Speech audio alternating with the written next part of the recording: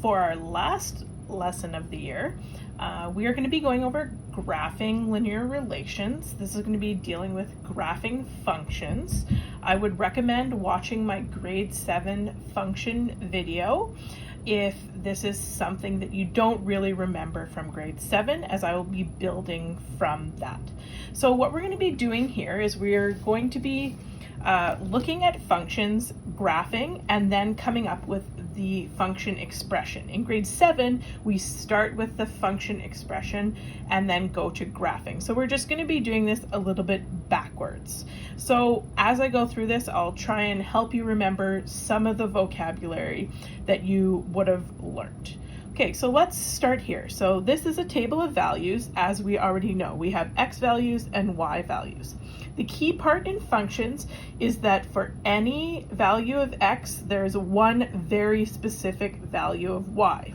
Remember that functions look something like this. It would be like y equals x plus 1. So it's just an equation that gives you specific x and y values. They relate to each other. So using this table of values, we can do a couple things. So the first thing is we can make ordered pairs. Remember that ordered pairs are points that we use to graph our data. So in this case, we have an x value and a y value. Our ordered pairs always look like an x and a y. So for this question, we have a few ordered pairs. We have 1 and 3, 2 and 5, 3 and 7, 4 and 9, and 5 and 11. And we can use these to graph right here. So if we recall, the horizontal axis is always the x-axis. The vertical axis is always the y-axis. When we're graphing, we try and label it. So in this case, we just have x and y, so we just need to label x-axis and y-axis. If it was cost and days, then we'd make sure that we label it as such. In this case, we're just going to put these ordered pairs onto the graph. So using each box as 1 for the time being, so 1, 2, 3, 4, 5, I'm only going to label every fifth one, 1, 2, 3, 4, 5. And I don't even need to go up that high. Same here, we start at 0 and we go 1, 2, 3, 4, 5. 1, 2, 3, 4, 5 to 10, and then 1, 2, 3, 4, 5 to 15. Now let's get graphing. So what I always do is I take my ordered pair and I start with my x, and that means I'm going to move over horizontally to the x value. So that my x value is 1, I move over to the 1. Then I go to my y value and I go vertically up to that, and then that's where I place my point. So I go 1, 2, 3. So my first point, 1, 3, is 1 space over horizontally and 3 vertically, or 3 up. My next one is 2 and 5. Then I have 3 and 7. Then I have 4 and 9. And then 5 and 11.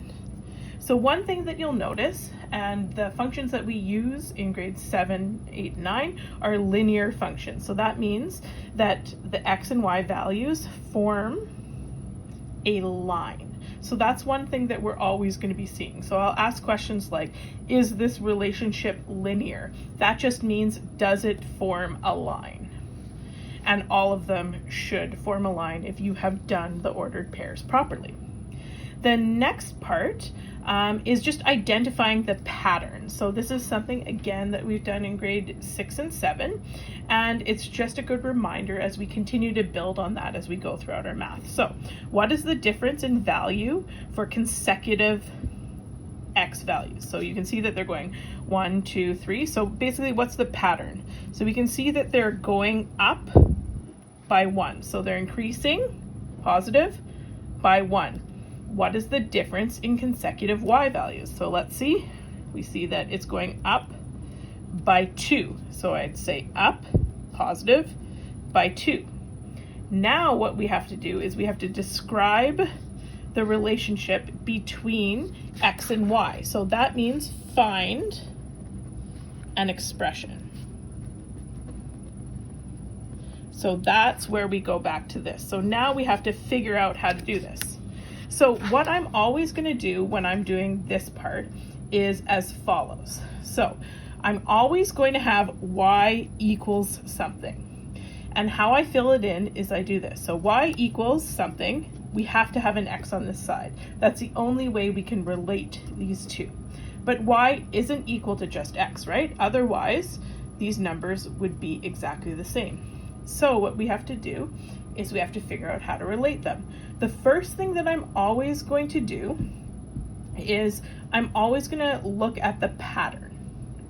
Okay, so I'm always going to see how to figure this out. What I always do is I'm going to use the pattern right here, so the y pattern, and I'm going to put that by x. So in this case, it's plus 2. So y equals 2 times x. Now, how do I continue this? Well, I use substitution to see if I can continue this on. So I'm going to see if this works every time. If I add in my x value, does it actually equal the y value? So let's use x equals 1, for example. So if x equals 1, then y would have to be 3. Let's see if it works. 2 times 1 is equal to 2. It doesn't work. So what do I have to do to this 2 to get to 3? So what do I have to add or subtract to it? In this case, I have to add 1. Now, let's see if that works every single time. So if x is equal to 2, I would do 2 times 2 plus 1. So that would be 4 plus 1, which equals 5. Is that correct? Yes.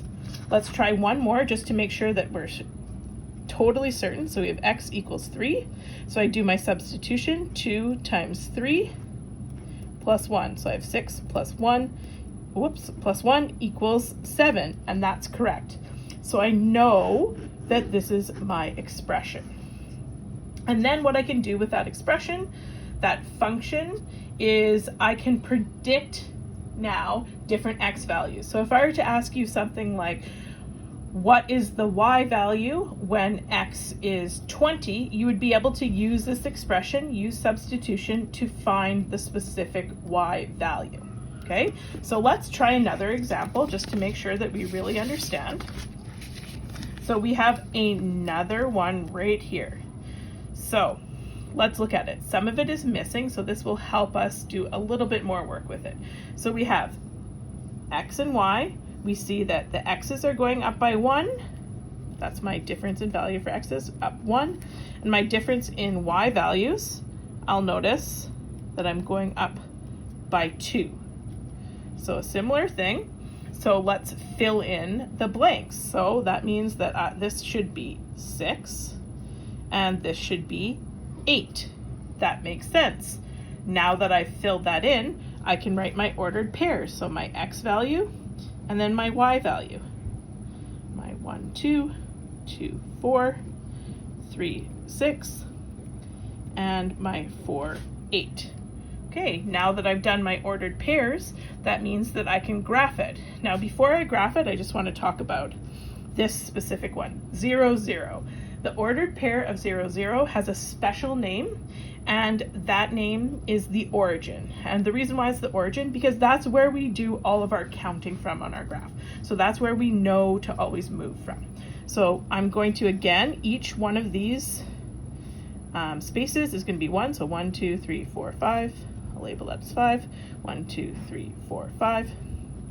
It's 10, and I'll do the same thing. 1, 2, 3, 4, 5. 1, 2, 3, 4, 5. And we'll do 10 right here. So this is the x, and this is the y-axis. So let's put our dots on. So 0, 0. Then I go over 1 for my x value and up 2. Then to 2 and 4. 3, 6, and then 4 and 8. So remember, this one is moving along the horizontal axis. The y is on the vertical or y-axis.